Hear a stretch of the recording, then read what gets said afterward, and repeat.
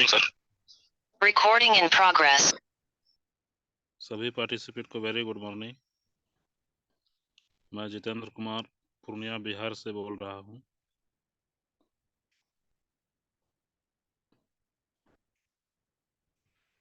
हमारे गुरु सदानंद सर के चरणों में बार बार नमन और हमारे सभी ग्रेट अपलाइन को सादर नमन।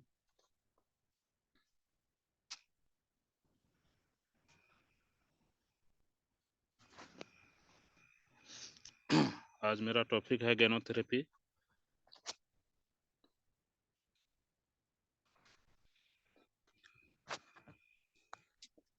गैनोडर्मा के विषय में जानने के लिए जो है कि जितने सभी पार्टिसिपेंट जुटे हुए हैं सभी को दिल से थैंक्स। आइए शुरू करते हैं गैनोथेरेपी के विषय में।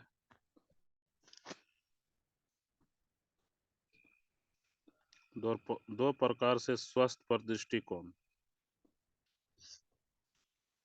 हमारा शरीर जो है कि अभी दो प्रकार से जो है कि दृष्टिकोण पर टिकी हुई है, जैसे प्राकृतिक भोजन और पारंपरिक दवाइयाँ।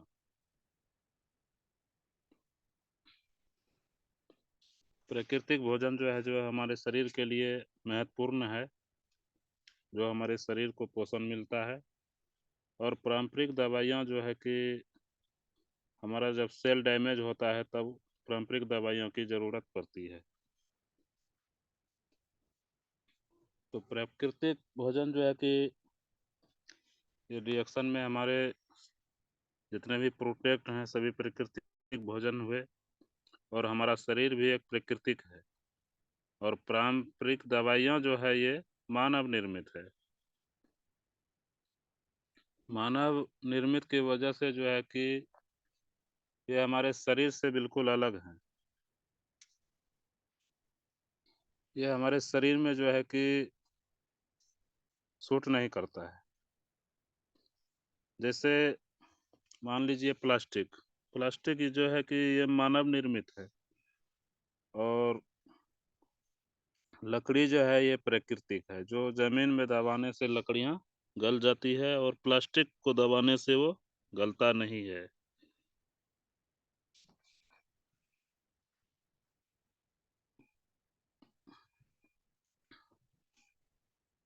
तो ये प्राकृतिक जो है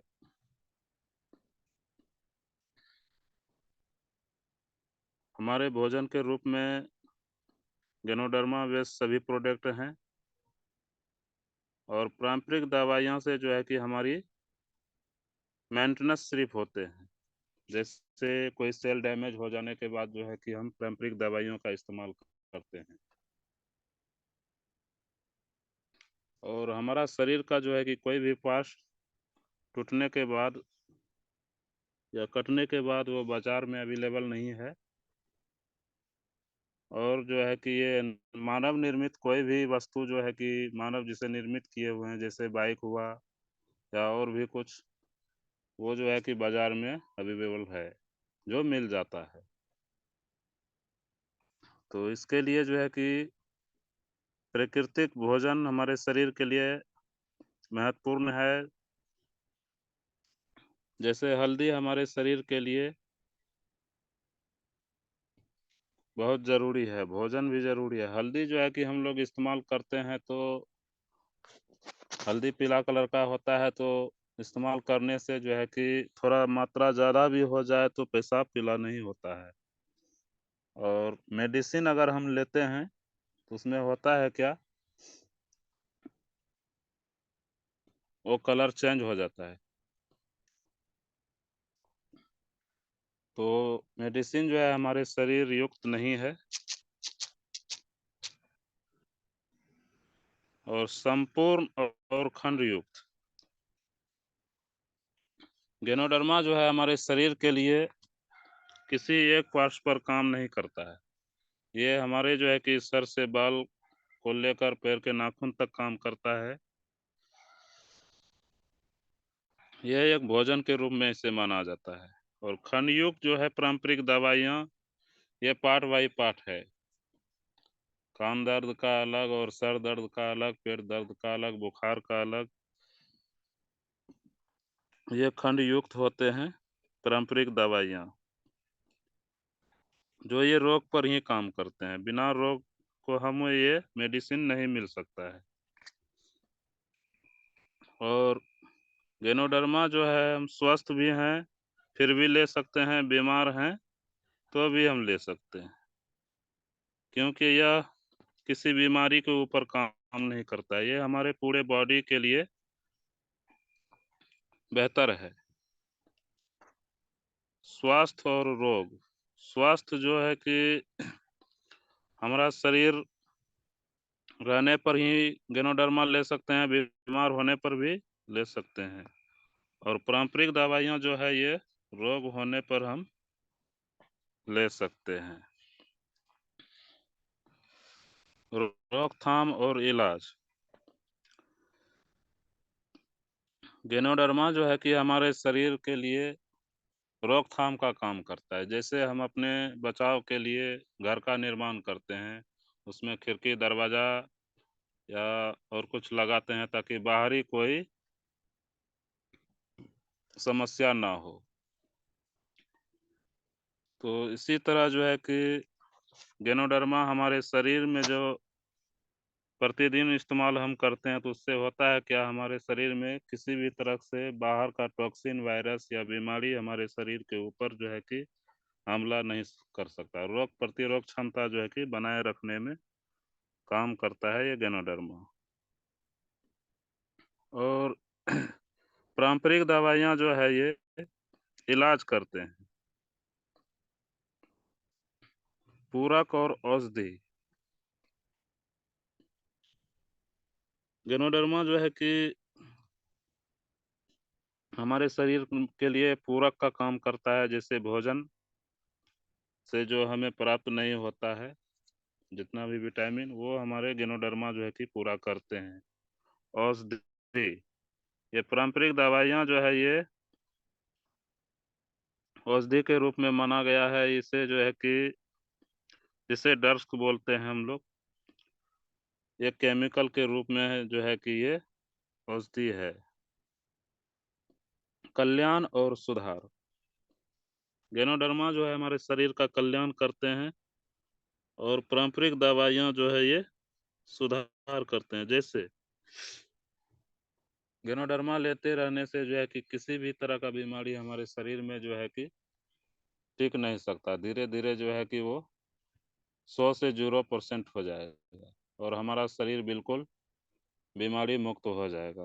और जो है कि पारंपरिक दवाइयाँ अगर हम लोग इस्तेमाल करते हैं तो इससे होता है क्या, अगर दवाई ले रहे हैं तो हमारा जो है कि बीमारी रुका हुआ है, और दवाई बंद करने के बाद जो है कि धीरे धीरे जैसे ब्लड प्रेशर और चीनी, ये सब बीमारी जो है कि दवाई लेते रहने से ये नियंत्रण में रहता है। दवाई बंद करने के बाद जो है कि अनियंत्रण हो जाता है। स्वास्थ्य के 4 स्तंभ। पूरक आहार, पौष्टिक आहार, स्वस्थ जीवन शैली और सकारात्मक मानसिक विचार। पूरक आहार लेने से जो है कि और पौष्टिक आहार लेने से जो है कि हमारा स्वास्थ्य जो है कि बिल्कुल सही रहता है। और स्वस्थ जीवन शैली मतलब अच्छे विचार रखने से जो है कि हमारा स्वस्थ जीवन रहता है। और मानसिक सकारात्मक मानसिक विचार, पॉजिटिव और नेगेटिव जो है कि सोचने से भी हमारा स्वास्थ्य में जो है कि फर्क पड़ सकता है। इसीलिए हमें एनी टाइम जो है कि पॉजिटिव रहना चाहिए। और पूरक आहार, पौष्टिक आहार और स्वस्थ जीवन शैली, जैसे स्नान, लेटरिन, बाथरूम, ये सब सारा चीज जो है कि भोजन, ये सब समय से होना चाहिए, न कि वो समय नहीं। समय से हर चीज लेने से जो है कि हमारा शरीर बिल्कुल स्वस्थ रहेगा। और एनी टाइम जो है कि पॉजिटिव में रहना चाहिए, नेगेटिव में नहीं। पॉजिटिव में रहने से असफल काम भी सफल हो जाता है, और नेगेटिव में रहने से जो है कि सफल हुआ काम में भी जो है कि आधा अधूरा काम रह जाता है, मतलब पूरा काम नहीं होता है। विष और असंतुलन। शरीर में विष और असंतुलन अतिरिक्त और बाह्य कारकों से होता है। आधुनिक जीवन शैली, फ्री रेडिकल्स, वायु प्रदूषण, प्रदूषित जल, रसायन, दवाइयाँ इत्यादि। हमारा शरीर जो है कि बीमार दो प्रकार से होता है, जैसे बाहरी विष और असंतुलित जीवन जीने से। जैसे खाने की बुरी आदतें, अत्यधिक भोजन करना, बार बार भोजन करना, जल्दी जल्दी खाना और अत्यधिक अम्लीय भोजन सेवन करना, अत्यधिक पका हुआ भोजन सेवन करना, बहुत कम हरी साग सब्जी खाना, ये सब जो है कि असंतुलित हुआ। जैसे अत्यधिक भोजन, हम लोगों को जो है कि सुबह थोड़ा ज़्यादा खाना चाहिए और दोपहर में थोड़ा कम और रात में बिल्कुल कम। जैसे कि सुबह हो गया राजा की तरह खाना और दोपहर का हो गया प्रजा की तरह खाना और रात का खाना हो गया भिखारी की तरह। लेकिन यहाँ जो है कि बिल्कुल उल्टा हो रहा है। उल्टा होने से होता है क्या, सुबह कुछ मिले ना मिले, दोपहर को हल्का फुल्का हुआ और रात में जो है कि जितना मन हुआ उतना भर के खाना खाते हैं। उससे होता है क्या, हमारा शरीर अनबैलेंस हो जाता है। अनबैलेंस होने का मतलब है कि रात में जो हम लोग भरदम खाते हैं वो सही से हमारे शरीर में जो है कि पाचन क्रिया नहीं कर पाती है और खाना ना पचने के वजह से मोटापा का लक्षण होना और दिया ढकार होना और सुबह मियाज फ्रेश नहीं लगना और सुबह लेटरिन बाथरूम ठीक ढंग से नहीं होना, ये सब होता है। जैसे बाइक में हम पेट्रोल डालते हैं और चलाते नहीं हैं तो तेल खत्म नहीं होगा। उसी तरह अगर हम रात में खाना खा के सो जाते हैं, कोई कार्य नहीं करते हैं, तो वो खाना होता है क्या, सड़ता है। वह हमारे शरीर में जो है कि सेट नहीं होता है, जो एक बीमारी का जो है कि कारण बन जाता है। बार बार भोजन करना मतलब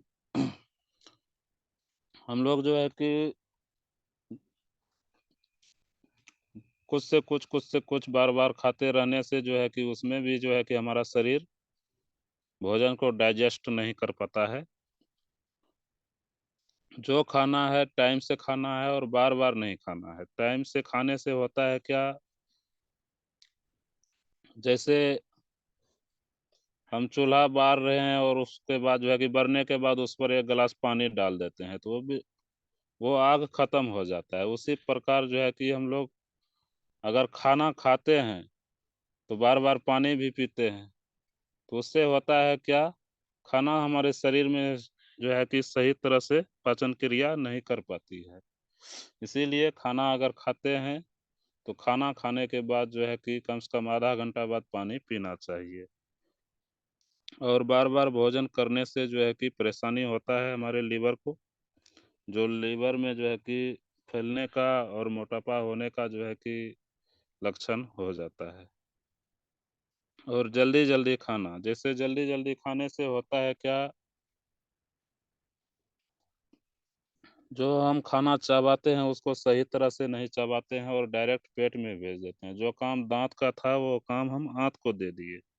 उसमें होता है क्या, इतना कठोर दांत जो काम नहीं कर पाया, उतना नरम आंत वहाँ क्या करेगा उसका। तो इससे भी जो है कि हमारा स्वास्थ्य बिगड़ जाता है। इसीलिए जल्दी जल्दी खाने से जो है कि हम लोग बीमार पड़ सकते हैं।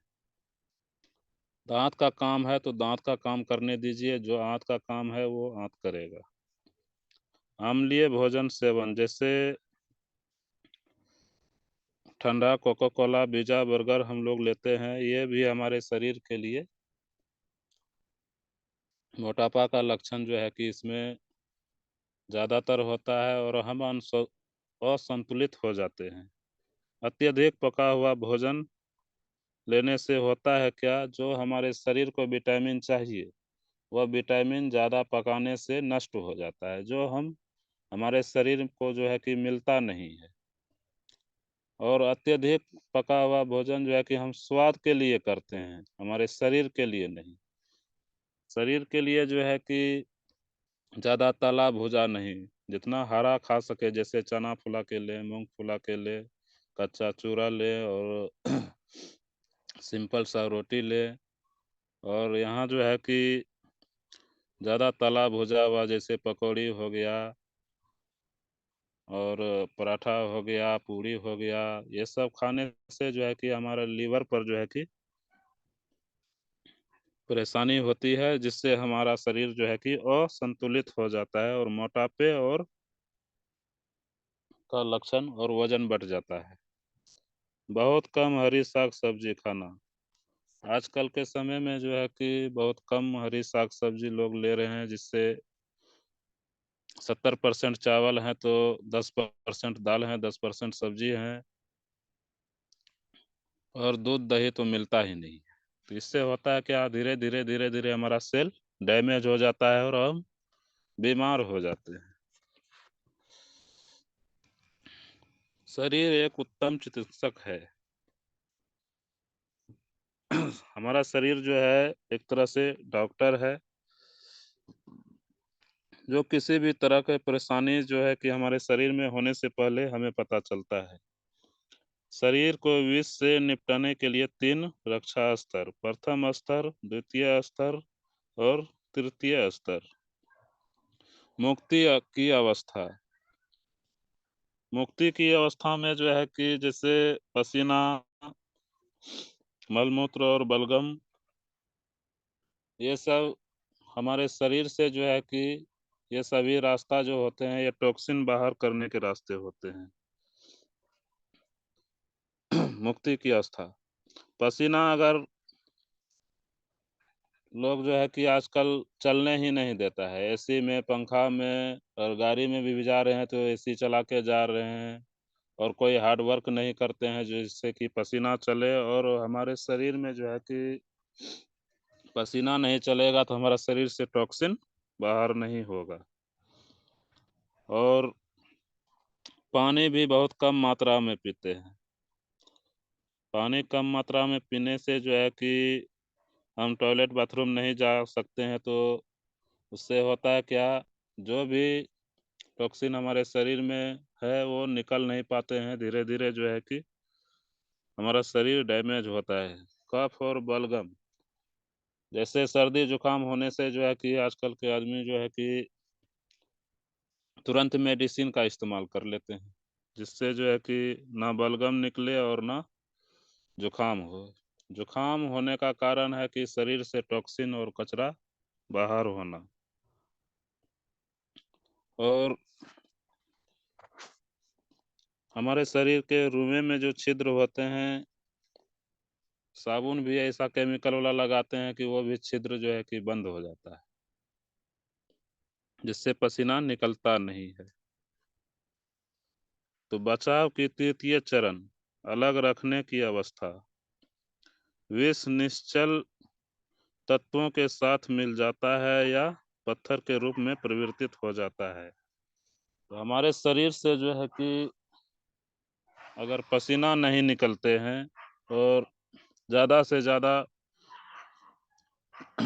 बाथरूम, टॉयलेट नहीं जाते हैं, तो वो होता है क्या, हमारे शरीर में विष और टॉक्सिन, जो भी आयरन वाला हम पानी पीते हैं, केमिकल वाला खाना-पीना, खाद बीज वाला जो खाते हैं, वो हमारे शरीर में जो है कि धीरे-धीरे टॉक्सिन जमा हो जाता है। उससे होता है क्या, टॉक्सिन जमा होने के बाद जो है कि वो पत्थर के रूप में परिवर्तित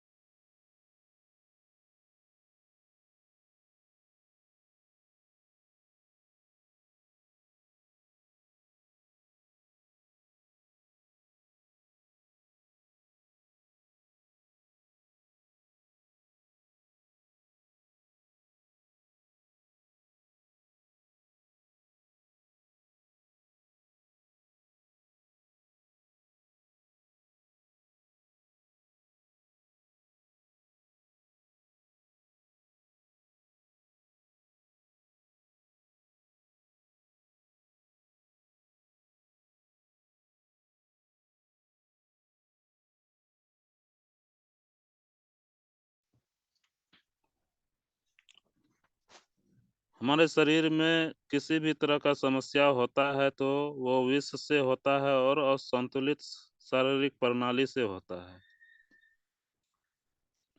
जिससे हम आरजीजीएल से जो है कि निपटारा ले सकते हैं।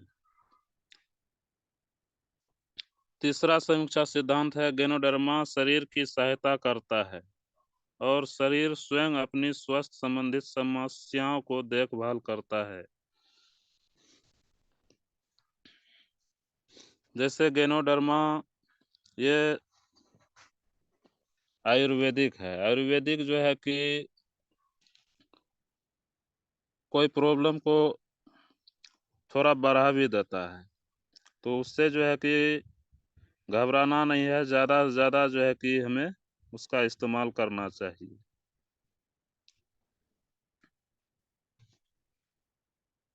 और तीसरा समीक्षा सिद्धांत है प्राकृतिक शरीर द्वारा प्र- प्रतिक्रिया शरीर द्वारा होती है, गैनोडर्मा द्वारा नहीं। प्रायः यह देखा गया है कि गैनोडर्मा मानव शरीर पर सचेत अचेत मुद्रा में कार्य करता है। शारीरिक सहज प्रक्रिया, शारीरिक और मानसिक। गैनोडर्मा जो है हमारे शरीर में सचेत अचेत की मुद्रा में काम करता है। गैनोडर्मा जो है कि जैसे हमारे शरीर में काम करता है, हम सो भी रहे हैं तो काम कर रहा है और चल भी रहे हैं तो काम कर रहा है।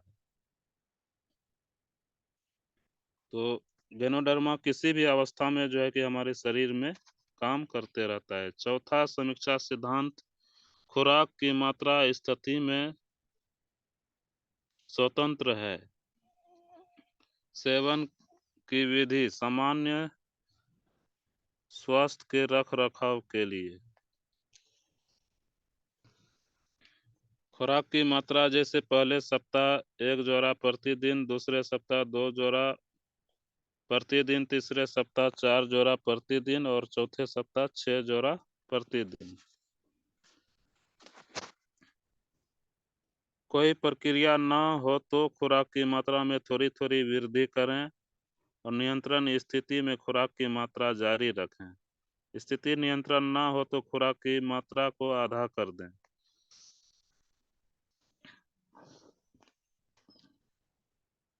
अगर स्थिति सही रहा तो धीरे धीरे धीरे जो है कि हर हफ्ता मात्रा बढ़ाते जाएं। अगर स्थिति नियंत्रित ना हो तो धीरे धीरे मात्रा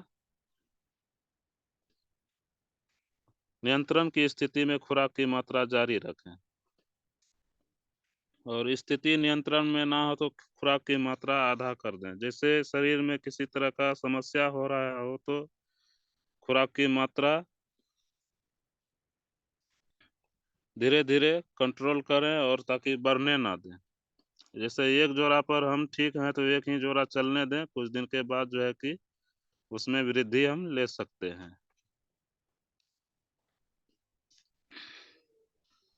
अम्लीय वनाम क्षारीय।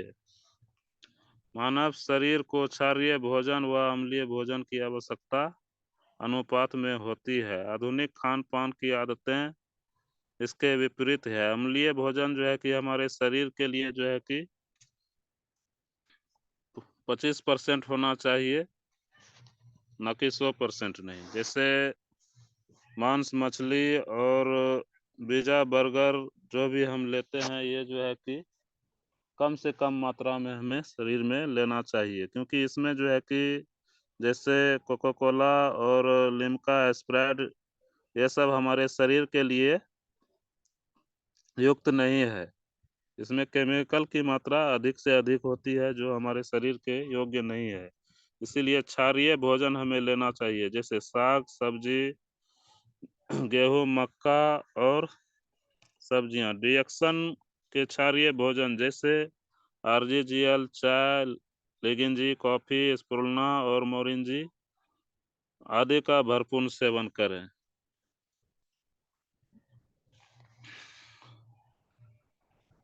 और एंजाइम सिद्धांत। समस्या मधुमेह नहीं, समस्या हमारे खान पान में है। मधुमेह की समस्या के कारण अग्नाशय की समस्या का कारण है हमारी पाचन संबंधित समस्याएं जिसका कारण है हमारा खान पान की समस्या जिसका कारण है एंजाइम की कमी। हमारे शरीर में जो है कि जो हम लोग खान पान करते हैं वो अच्छी तरह से नहीं पचने के कारण जो है कि मधुमेह जैसी बीमारियां हो जाती है। जैसे मधुमेह हुआ, ब्लड प्रेशर हुआ, जो हमारे शरीर में जो है कि भोजन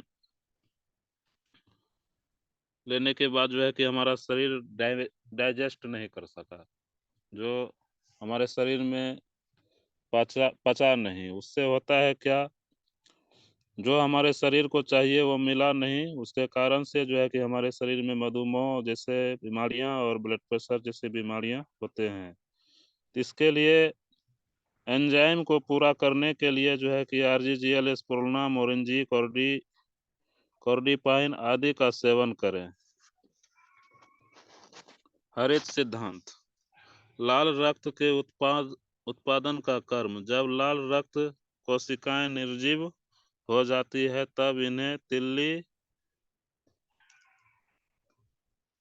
में पृथक्करण के लिए अग्रेषित किया जाता है। इसके बाद यह लीवर को माध्य में पुनः पृथक्करण करके अग्रेषित की जाती है। तत्पश्चात यह गुर्दे में प्रवेश करती है और हार्मोन्स बनाते हुए अस्थिमज्जा के द्वारा हेमोग्लोबिन बनाती है, जो आगे जाकर पुनः निर्मित लाल रुधिर कोशिकाएं बनाती है। जैसे हमारे स्पुरुलिना जो है कि हमारे शरीर के लिए जो है कि बहुत जरूरी है। ये जो है कि कोशिकाएं में जो रक्त की कमी होती है उसे पूरा करते हैं और निर्जीव कोशिकाएं को ये बाहर करते हैं। जो आपके पेट के लिए अच्छा है वो आपके चेहरे के लिए भी अच्छा है। जैसे हमारे पेट के लिए हल्दी अच्छा है और चेहरे के लिए भी हल्दी अच्छा है। जैसे नींबू हम खा भी सकते हैं और फेस पर भी लगा सकते हैं, बाल पर भी लगा सकते हैं, और हल्दी भी हम लगा सकते हैं और खा भी सकते हैं। उससे होता है क्या, जो हमारे चेहरे के लिए अच्छा है वो हमारे फेस के लिए अच्छा है।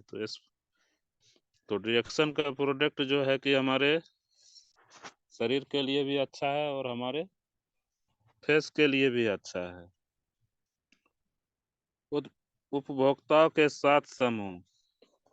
जैसे एक नंबर पर है गर्भवती स्थिति, और दूसरे नंबर पर है शिशु, और तीसरे नंबर पर है छात्र छात्राएं, और चौथे नंबर पर है किशोर, और पांचवें नंबर पर हैं विवाहित जोड़े, छठे नंबर पर हैं वरिष्ठ नागरिक, सातवें नंबर पर हैं बीमार लोग। तो हम लोग जो है कि अपना बिजनेस जो है कि सातवें नंबर पर लेके जाते हैं, जहाँ की ये लास्ट स्टेज है। तो हमारे पास जो है कि ये 7 जगह है बिजनेस करने का। जहाँ हम 1 नंबर से शुरुआत करते हैं तो उसमें होता है क्या, जच्चा बच्चा दोनों स्वस्थ रहेंगे, और शिशु को देते हैं तो उसका माइंडलिटी और सेल और तंदुरुस्ती उसका जो है कि बना रहता है। छात्र छात्राएं को देते हैं तो पढ़ने लिखने और खेलने कूदने में जो है कि माइंड उसका वर्क अच्छी तरह से काम कर सकता है। और जैसे किशोर, उन लोगों को अगर देते हैं तो जो है कि शरीर में पूरा एलर्जी जो है कि बना रहता है, जिससे जो है कि कोई भी कार्य को आसानी से पूरा कर सकते हैं। विवाहित जोड़े को हम दे सकते हैं, वरिष्ठ नागरिक को दे सकते हैं, और बीमार लोगों को भी दे सकते हैं। तो ये हमारे जो है कि 7 तरह का फील्ड है। संदर्भ अधिक जानकारी के लिए वेबसाइट पर जाएं। Okay sir, thank you.